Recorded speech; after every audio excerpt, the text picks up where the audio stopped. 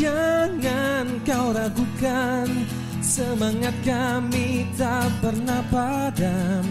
Jangan kau ragukan, semangat kami takkan menyerah. Walaupun badai terus menghadang, jiwa yang kuat siap bertahan. Oh oh oh oh oh oh oh oh oh. Assalamualaikum warahmatullahi wabarakatuh. Hai kawan pajak, saya Nirmala Rustini, Kepala Kantor Pajak Cirebon 1. Hari ini akan menjadi host dalam acara podcast Setengah Satu KPP Pratama Cirebon 1. Dan telah hadir di hadapan kita semua ada narasumber kita, tapi nanti akan saya ceritakan. Yang pasti podcast Setengah Satu muncul kembali untuk menghiasi channel KPP Pratama Cirebon 1. Dan kali ini kita akan berbincang dengan narasumber langsung dari kantor pusat Direktorat Jenderal Pajak yang saya bertemu dengan dia itu udah jauh sekali di tahun 2018. Itu masih unyu-unyu dan sekarang dia udah besar.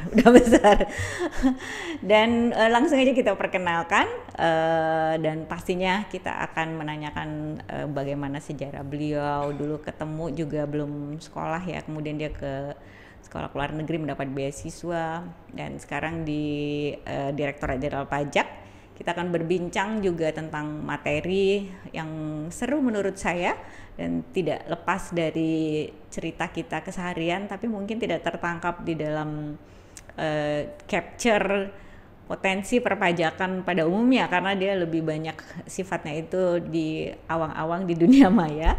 Tapi mungkin tidak menutup kemungkinan di Cirebon 1 ini wilayahnya banyak orang-orang yang seperti itu. Nanti kita dengarkan dari dia juga. Kita perkenalkan, saya manggilnya itu Mas Bibing. Tepuk tangan dong. Dan di podcast Setengah Satu ini boleh Mas Bibing bercerita atau bisa menceritakan tentang diri dan bisa menginspirasi teman-teman semua di sini.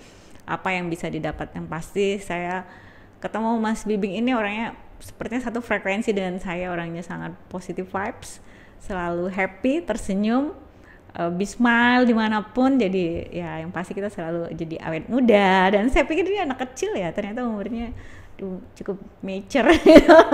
Udah jadi bapak-bapak ternyata, termasuk saya ya. Saya juga udah.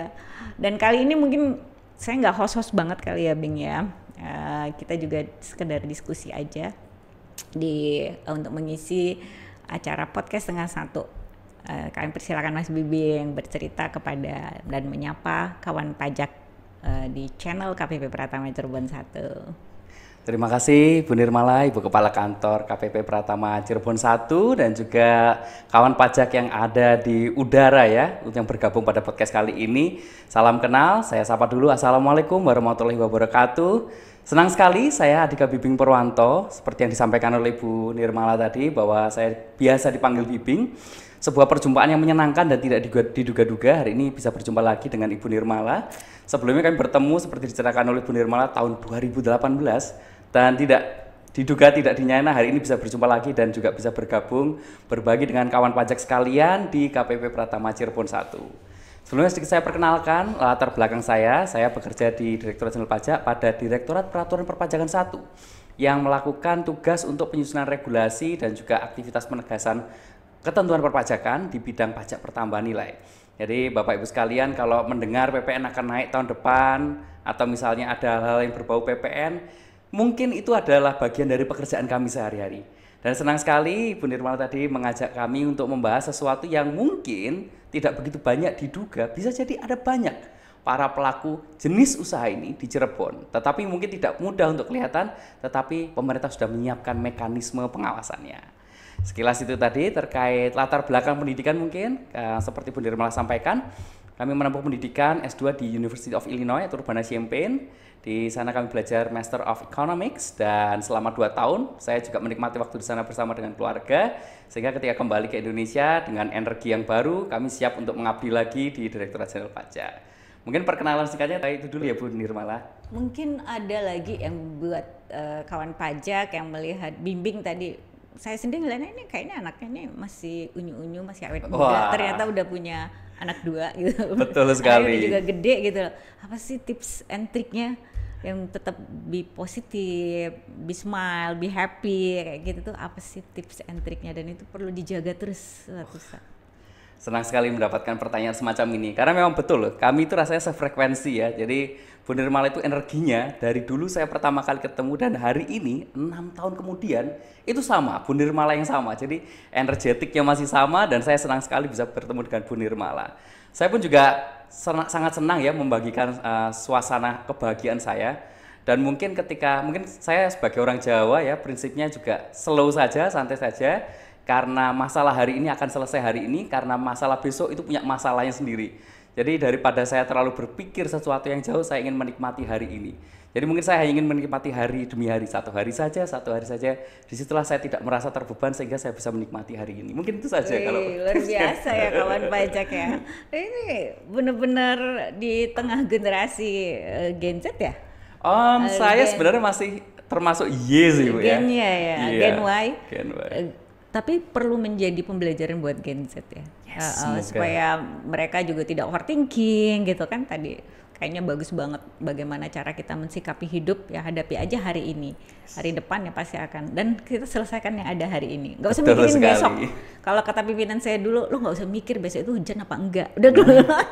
Kalau enggak lo akan stres. Oke, back to laptop. Kita akan ngomongin tentang pajak atas transaksi perdagangan aset kripto. Nah, ada banyak macam kan jenis transaksi sekarang. Jadi kita juga tahu di dunia maya hal-hal seperti ini, dan orang mempunyai aset seperti ini juga berlimpah. Dan kemarin juga kita Direktorat Jenderal Pajak dikirimi berbagai data, dan tidak menutup kemungkinan kadang-kadang saya juga terkaget-kaget ternyata wajib pajak di Cirebon juga memiliki aset di luar negeri dalam bentuk yang seperti ini misalnya. Nah, bagaimana perlakuan perpajak, dan mungkin akan cerita dulu kenapa sih sampai harus dibikin regulasi ini, latar belakang dan filosofinya gitu, Bing. Coba kita obrolin. Nah, ini ceritanya Bu Nirmala sudah membuka kotak Pandoranya ya. Tadi di awal Bu Nirmala belum menyebutkan apa nih yang akan dibahas. Jadi akhirnya diungkapkan juga bahwa hari ini kita membahas tentang pajak kripto ya Bu Nirmala ya. Nah, biar makin chill dan makin santai lagi, saya sudah nyiapin pantun ini Bu sebenarnya. Oh, ada pantun buat ada buat kripto ya, buat ada pantun kripto ini ya. Ikan kembung udang rebon dibakar arang panas ditaburi Ajinomoto. Selamat bergabung sobat pajak Cirebon. Yuk bareng-bareng kita bahas pajak aset kripto. Ya, ayo siapa yang punya aset kripto siap-siap mendengarkan. Siap-siap mendengarkan. Jadi apa filosofi? Yes, filosofi itu penting sekali. Ya, banyak orang bertanya kenapa sih kripto dipajaki. Nah, memajaki atau tidak memajaki suatu objek itu kita harus kembalikan kepada undang-undang yang terlebih dahulu. Kalau undang-undang kita sudah masuk ke dalam skema dia harus dipajaki, maka kita tidak boleh menyatakan dia tidak dipajaki. Itu dulu. Nah, ternyata ketika kita bertemu dengan suatu objek yang baru, kebanyakan kita bertanya apakah ini termasuk bagian yang dipajaki atau tidak. Atau bukan.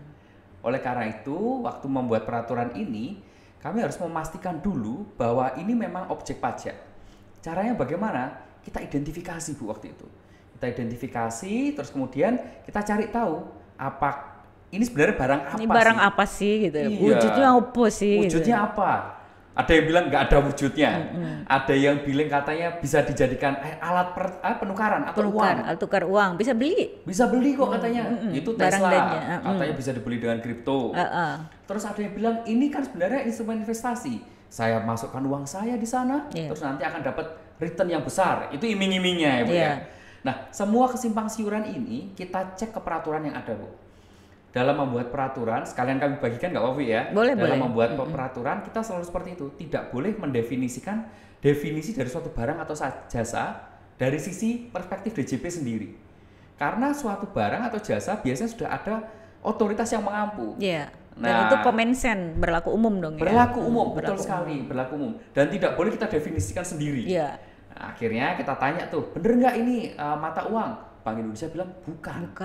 Nah, berarti coret. Kalau dia uang, kita tahu bersama ya kawan pajak. Dan itu ada dasar hukumnya menyatakan dia bukan alat tukar itu ada. Itu peraturan Bank Indonesia. Peraturan Bank Indonesia. Nggak boleh virtual currency dijadikan alat tukar. Alat pembayaran yang sah. Nggak boleh. Nah, oleh karena itu kita udah dapat poin pertama Bu. Ini nggak boleh dinyatakan sebagai uang. Kalau bukan uang, kita masih nanya lagi nih, apa ini gitu kan? Ternyata kita cari informasi lagi, Kita nanya ke OJK, Bu. Nah, karena ada yang bilang ini instrumen investasi. Kalau benar ini instrumen investasi, pasti diregulasi sama otoritas jasa keuangan. Mereka sendiri bilang bukan. Ini bukan instrumen investasi, bukan surat berharga, bukan obligasi. Kita bukan mau nanya ke apapun siapa itu. lagi kan, orang yang paling berwenang Betul itu sekali. menentukan. Itu sudah kasta tertinggi di bidang Kasta jasa tertinggi. keuangan ya. Akhirnya kita ketemu, Bu. Di mana? Di Kementerian Perdagangan, kawan pajak.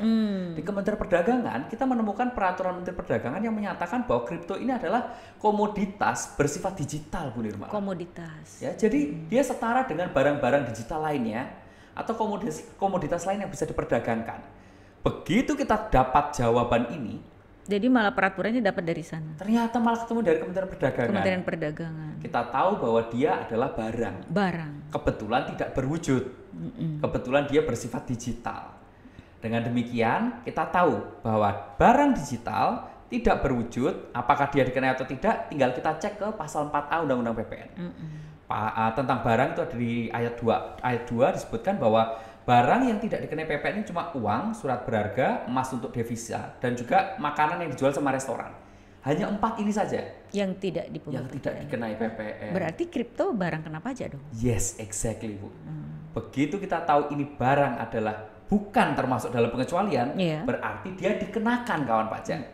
Dia Begitu barang dikenakan. kena pajak tapi tidak berwujud. Tapi tidak berwujud. Sama kayak e-book, sama E-book. kayak PDF, Hak paten, hak paten, dan berbagai hak lainnya. know-how, yes. Semua, Kebetulan yes. gue ada know-how nih. Oh, ada Cie. know-how ya, Bu ya? Resep. Resep. Cie. Ah, betul, betul, Itu betul. know-how. Itu barang tidak berwujud. Betul, Bu. Kalau Masuk saya dalam perjualbelikan ini terhutang PPN dia. Betul sekali, sangat-sangat jelas itu Jadi posisinya. kripto adalah barang kena pajak Dan tapi tidak tidak berwujud. berwujud. Berarti terhutang PPN. Yes.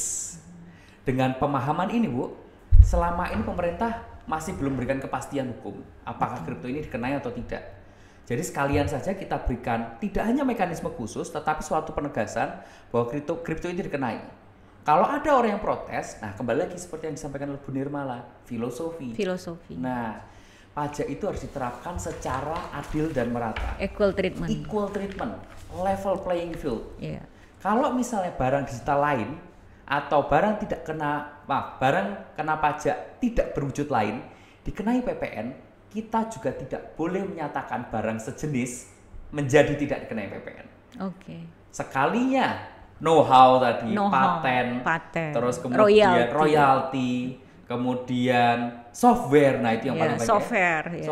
Itu dikenai PPN, kita tidak bisa menyatakan barang sejenis yang adalah kripto menjadi tidak dikenai. Itu prinsip dalam pembuatan peraturan.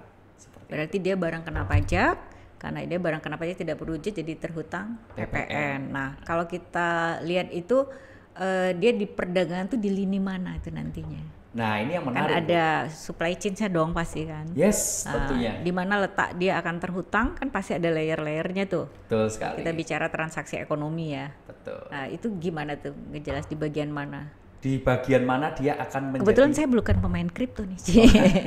Sepertinya sebentar lagi ya. Saya dulu untuk kepentingan pembuatan peraturan terpaksa harus menyelami dunianya. Menyelami dunia itu ikut bermain gak sih? Betul, Bu, tapi ya nggak sampai bermain betul, hanya mencoba untuk memahami dan boncos. Biar paham proses bisnisnya. Betul, sudah merasakan pedihnya kehilangan uang di sana. Tapi jangan cerita itu, karena kita mau ngejar Oh potensi iya, pajaknya nih. betul. Tetapi bangkit lagi, kemudian ya akhirnya sekarang ya juga sudah memiliki beberapa aset kripto. Nah, yang menarik tentu yang namanya PPN itu kita harus tahu ya bahwa PPN itu pajak atas transaksi ya kawan-kawan sekalian ya.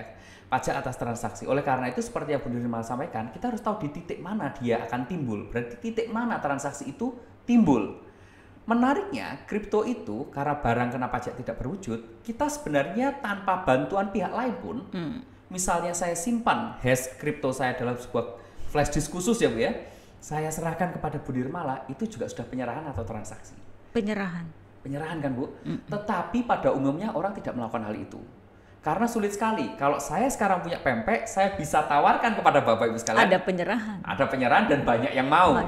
Tapi kalau saya keluarkan flash disk isinya kripto, siapa yang mau beli? Siapa yang mau beli? Nah, oleh karena itu para pemain kripto ini masuk ke ekosistem yang namanya exchange, Bu, atau bursa. Ya, exchange kripto. Sebenarnya untuk mensederhanakan bahasa ini semacam kayak platform marketplace khusus kripto. Khusus kripto. Jadi ada marketplace khusus kripto, betul. Ada namanya. Ada, Bu. Boleh nyebut merek nggak, Bu? Boleh, silakan. Boleh ya. Karena hati-hati ya. Gitu. Itu dia ya. Ya, ini hanya contoh ya, kawan pajak sekalian ya. Karena banyak ya, platformnya banyak ya. Ada 35 Ibu yang 35. terdaftar di Indonesia. Terdaftar di Indonesia dan itu resmi. Nah, Ada belum 35. termasuk yang dari luar negeri ikut main di Indonesia. Juga banyak. Pemain platformnya. Platformnya. Kayak marketplace khusus kripto. Betul sekali. Jadi kalau misalnya aplikasi itu ya. Aplikasi, Bu. Kayaknya saya emang udah tua banget ya. Saya taunya duit disimpan. Ya, jadi kalau misalnya Bu Nirmala beli sesuatu di toko orange atau toko hijau, itu untuk barang. Nah, kalau kripto itu mungkin ada beberapa merek yang ini bukan mengiklan ya, kawan pasek ya. Seperti Indodax, toko kripto, Peluang, Pintu. Nah, itu Reku, itu semua marketplace versi kripto. Di sana dipertemukanlah penjual dan pembeli. Ketika mereka bertransaksi, di sanalah pajak akan dipungut seperti yang Bu Nirmala tadi sampaikan. Jadi kita menggunakan pihak ketiga nih. Yes, betul, Bu. Karena sebenarnya mereka ini masuk ke dalam platform ini juga di luar pengawasan kita, Bu ya. Betul. Nah, akhirnya bagaimana nih kita bisa menangkap transaksi ini? Kebetulan platform memfasilitasi. Ya sudahlah, karena sudah ada aturannya, petunjuknya. Bahwa tinggal kita menunjuk dia. Kita tunjuk saja dia. Dan itu cara yang paling mudah. Sangat mudah. Dan itu juga buat kita semua ya, kawan pajak ya, buat negara kita, buat membiayai negara kita. Jadi platform itu kita menjadikan tangan pemerintah ya. Withholding. Ya, insya Allah bisa diamankan ya. Dan itu menurut saya jadi lebih tertib, bisa jadi. Equal treatment juga kan? Betul sekali. Gitu. Daripada kita diserahkan kepada konsumen akhir atau apapun, itu jadi malah tambah nggak jelas, nanti jadi rancu kan. Betul. Dan siapa sih yang mau ngaku, Bu, gitu kan? Iya. Wah, saya sudah punya kripto sampai 4,8 M, saya harus jadi PKP atau saya jualan, siapa yang mau ngaku gitu, Bu? Betul. Nah, daripada kita repot-repot. Atau kita menunggu SPT tahunan akhir. Kalau ngaku ya, Bu ya. Kalau kamu punya penghasilan lainnya, silakan dilaporkan ya atas keuntungan dari aset kripto. Waduh, repot lagi kita ya. Jadi lebih simpel, lebih sederhana. Simpel, Bu. Jadi memang karena kondisinya itu sangat rumit kalau kita telusur satu persatu. Karena satu platform itu bisa punya user sampai 10 juta user, Bu. Kalau ini dia menggunakan aplikasi, jadi kita juga lebih gampang ya. Nyoleknya itu lebih gampang. Cukup satu saja kita colek. Satu saja. Pakai penunjukan ya. Jadi otomatis semua langsung ditangkap. Good idea. Karena kita banyak kawan pajak penggalian potensi yang lain yang untouchable, yang itu juga menjadi ranah kita. Dan kalau kita bisa gampangkan, kita bisa geser ke tempat yang lain nih. Nah, ini dia, Bu. Karena banyak transaksi yang masih cash loh. Itu juga jadi PR kan. Betul. Kalau ini kan lebih gampang ya. Tapi jangan jadi takut jadi tidak mau bertransaksi dengan aplikasi ya. Mungkin ini, Bu, yang perlu saya sampaikan, Bu. Kalau misalnya kawan pajak merasa, kalau saya pakai aplikasi jadi ketahuan. Jadi ketika PMK ini diterbitkan, dalam prosesnya, Bu ya, itu waktu itu banyak sekali tantangan dari platform exchange. Kalau bisa jangan dipajaki, seperti itu. Jangan dipajaki. Ternyata, Bu, setelah bulan pertama diimplementasikan, saya dihubungi oleh salah satu platform, direktur salah satu platform gitu kan. Dia bilang sama saya kayak gini, Mas, kami sudah menyetorkan pajak bulan ini, bulan pertama. Sekaligus saya mau cerita nih, bahwa sebenarnya kami itu heran. Bahwa kami kira ketika kami dikenai pajak, ditugaskan memungut pajak, user kami akan kabur. Iya. Nah kok ternyata enggak, user kami meningkat drastis. Volume perdagangan meningkat drastis. Jadi kami bingung. Terus saya jawab, karena di Indonesia untuk ekosistem kripto yang dibutuhkan masyarakat adalah kepastian hukum. Kepastian hukum dan equal treatment. Yes. Masyarakat kita cukup dewasa, kawan pajak. Begitu tahu, oh ternyata pemerintah sudah meregulasi dengan lengkap, mulai pengawasan sampai perpajakannya, maka masyarakat Indonesia pun juga merasa ini bukan barang haram loh. Ini barang yang jelas, legal untuk diperdagangkan di Indonesia. Dan dia juga mau ke platform manapun sama aja. Sama saja. Tetap akan kena. Sudah tidak ada tempat kabur. Dan itu buat kas negara kita Yes, ya. itu Nah, kalau dia. berarti ini pengertiannya jadi pajak atas barang kena pajak dong ya, Betul, bukan Bu. jasa. Nah kalau jasa penyediaan sarana elektroniknya sendiri, Oh itu iya. lain lagi ya, Betul, itu lain lagi Bu. lain lagi ya. Jadi di PMK 68 ini sebenarnya ada 3 aspek yang diatur Bu. Yang pertama kita bicarakan tadi adalah pemungutan pajak ketika ada yang jual beli. Ya. Ada yang jual beli, Iya. platform akan memungut, si penjual akan kena PPh pasal 22 0,1%, si Iya. pembeli kena PPN 0,11%. Atas penghasilan yang tadi kita cerita di awal tentang bahwa itu akan mendapatkan keuntungan dari situ Betul, ya. dari situ. Makanya dipungut PPh 22 itu filosofinya. Kalau ini Filosofinya di atas sana. pengelolaannya, Nah, jasanya. jasa penyediaan platformnya. Bu. Penyediaannya jasanya. Iya. Lo ngelola, lo memfasilitasi, Dan pasti menagih biaya. menagih biaya. Enak. Nah, itu ada jasanya. Ada jasanya. Jasanya. Itu lain lagi cerita. Lain Bukan lagi. atas penyerahan barangnya. Bukan ini BKPTB penyerahan jasa. tadi. Jadi platform udah tahu ya bedanya, dan ini bukan redundant. Yes. Enggak, karena objek yang berbeda. Berbeda. Yang satu barang kena pajak, yang satu jasa kena Jasa pajak. kena pajak. Betul Clear? sekali Bu Nirmala. Clear ya? sekali ya Bu ya. Ya dong. Dan kita harus clear. Mungkin banyak yang belum cerita kayak gini karena belum diungkap secara detail ya. Yes. Terus kita ngobrol kayak gini, orang juga yang tadi takut-takut, kenapa enggak. Kalau sekarang clear, platform juga menjadi lebih confidence. Karena oh ini dia bisa bedain ini mana objek atas barang kena pajak, ini objek jasa kena pajak. ya. Oke, terus ada lagi apa di sana? Ada pajak jasa verifikasi transaksi Nah, pada ini menarik blockchain mining. Nah, ini apa lagi nih? Waduh, kalau saya udah umur segini tuh lebih gak kelihatan lagi nih, apa lagi gitu kan. Jadi ini memang sangat menarik ya Bu ya. Jadi otoritas yang mengampu pengawasan aset kripto ini ada di Bapepti. Nah waktu kita propose peraturan ini mereka itu kaget. "Loh, kalian ternyata sampai ngurusin mining segala gitu ya. Nah jadi mungkin saya ceritakan sedikit apa hubungannya mining dengan aset kripto. Betul. Nah sebenarnya Bapak Ibu sekalian, rekan-rekan dan kawan pajak, kalau kita lihat sistem perbankan, misalnya saya dan Bu Nirmala menjadi nasabah dari Bank X gitu ya, dari Bank X. Kalau saya transfer uang saya ke Bu Nirmala, maka nanti Bank X akan mencatat bahwa uang saya keluar katakanlah 1.000, kemudian ditambahkan ke rekeningnya Bu Nirmala sebesar 1.000. Ada pihak yang memfasilitasi pencatatannya dan pengakuan berapa uang saya yang keluar dan berapa uang masuk di tempat rekening Bu Nirmala. Tapi di blockchain tidak ada, Bu. Gak ada. Tidak ada otoritas yang melakukan hal itu karena blockchain itu decentralized.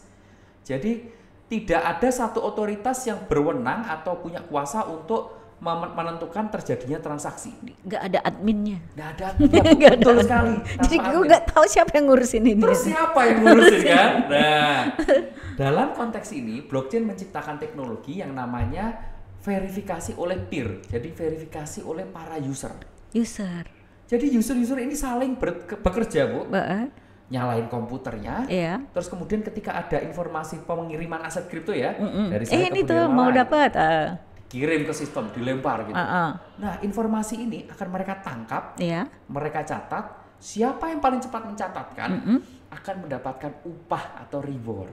Oh. Makanya disebut jasa verifikasi Jasa transaksi. verifikasi transaksi. Siapa yang Nah, paling cepat nangkap? Siapa yang paling cepat nangkep lah, itu secara sederhana saja Bu ya, mungkin sedikit kompleks tetapi Iya. sederhana seperti Nyari itu. duit di awang-awang itu begitu ya.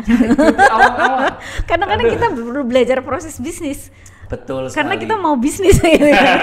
Ternyata begitu saudara-saudara. Iya, Bu. Iya. Jadi dia harus punya komputer yang dengan power yang sangat tinggi. Betul, Kita menyebutnya mining rig ya.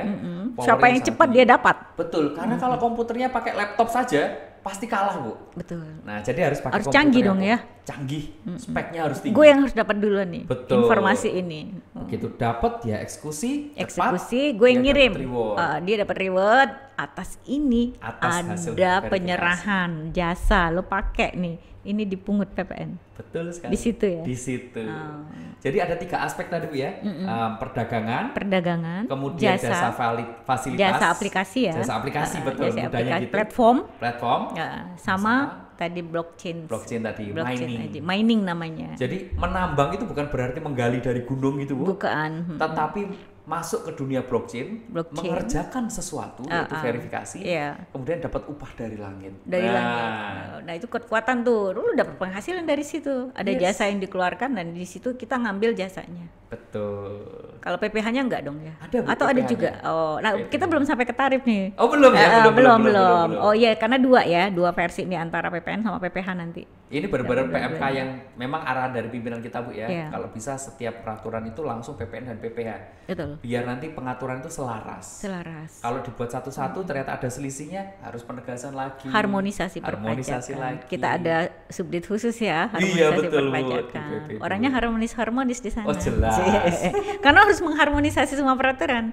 Nah, sekarang kita bicara tarif. Ada 3 aspek nih dari PMK ini tadi ya. PMK ini kan udah clear nih. Orang kena pajak, jasa kena pajak atas platform, dan blockchain mining tadi. Nah, kalau kita ngomongin tarif nih, ini kalau ngomongin tarif kayaknya udah tinggal hitung-hitungan nih ya. Dan potensinya luar biasa ya. Banget. Potensinya luar biasa. Gimana tarifnya nih kita bicara?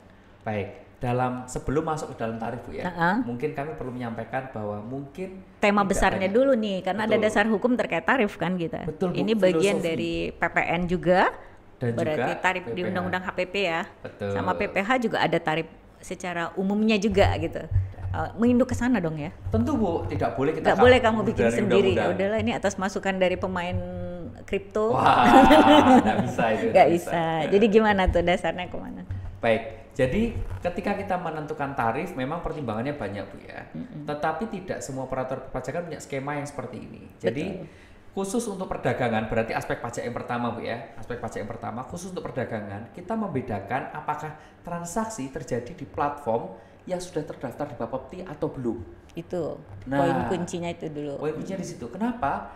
Karena pemerintah pengen bahwa ekosistem blockchain atau ekosistem perdagangan aset kripto ini semua masuk dalam pengawasannya pemerintah, yaitu di Bapepti. Bapepti. Ya, jadi ketika bertransaksinya di sebuah platform yang terdaftar di Bapepti, maka pembeli akan kena PPN 0,11%, 0,1%, dan penjual kena PPh final 0,1%. 0,1%. Dan ini sudah tarif efektifnya. Tarif efektif dan Ada formula tertentunya. kalau PPN dia tetap juga mekanisme PKPM. Kalau ini pakai besaran tertentu, Besaran tertentu. sehingga sudah tidak Tarif perlu PKPM. tarif tertentu.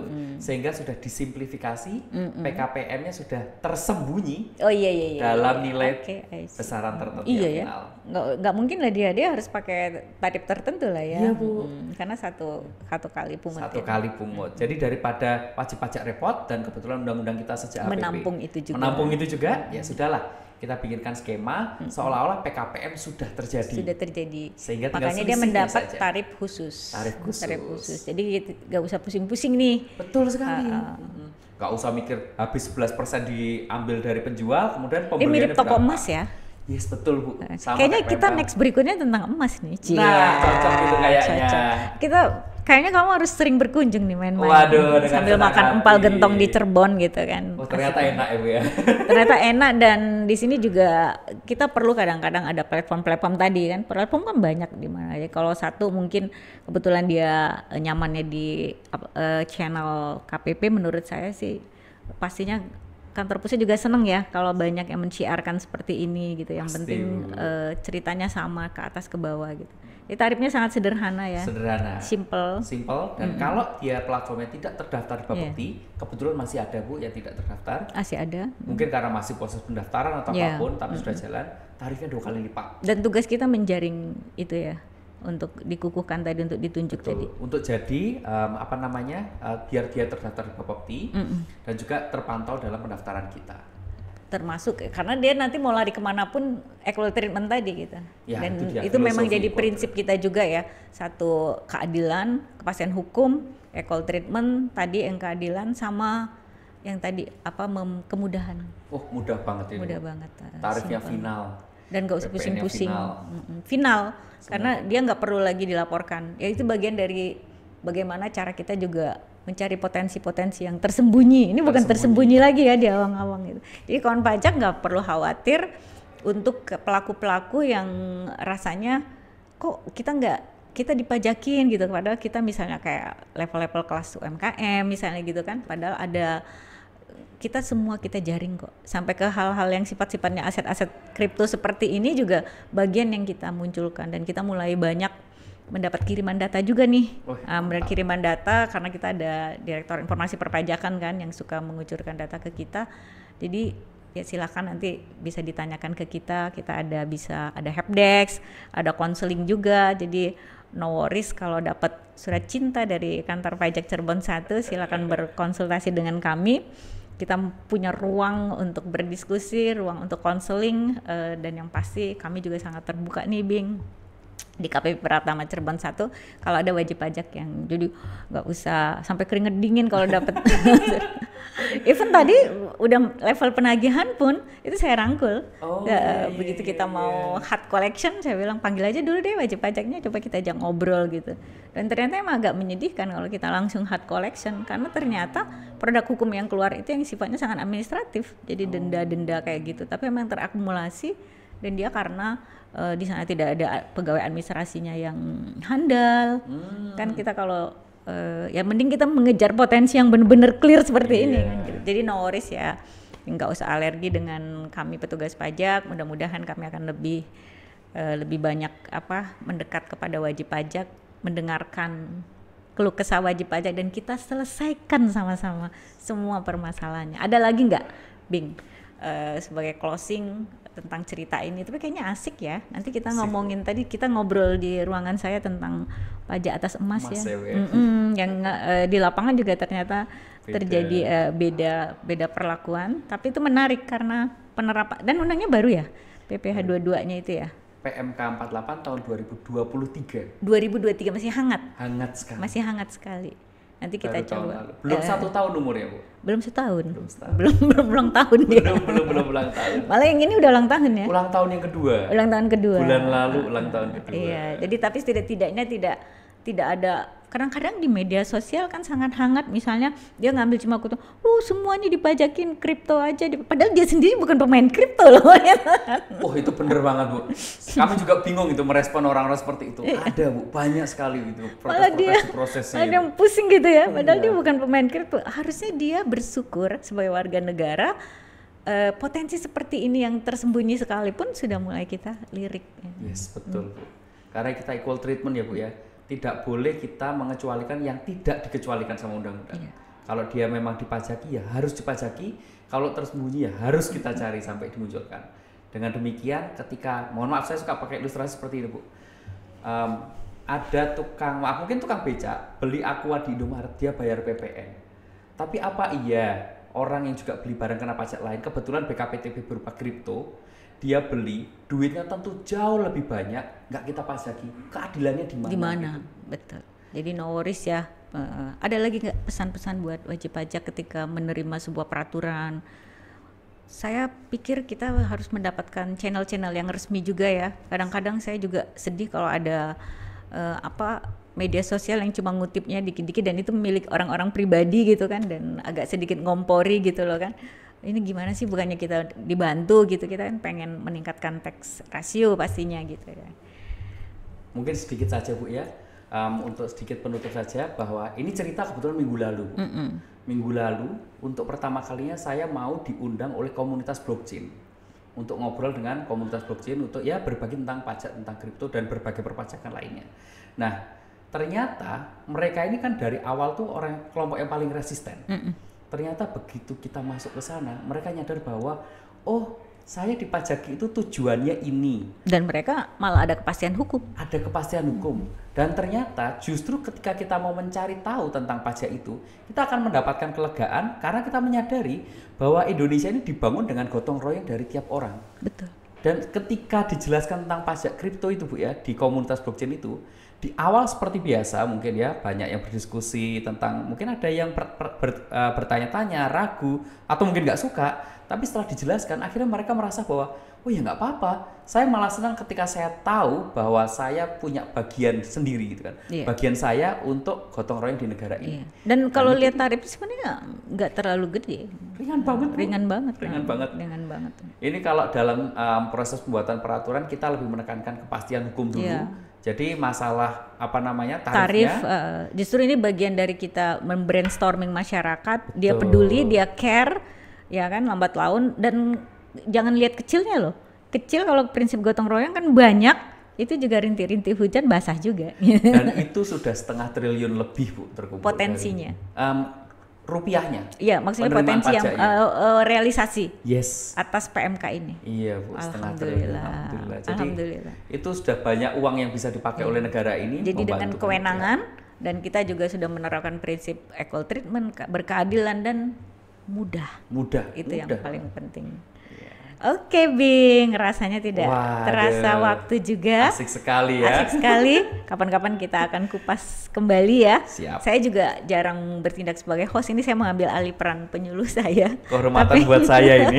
Dan mungkin saya kadang-kadang juga pengen jadi penyuluh kali ya.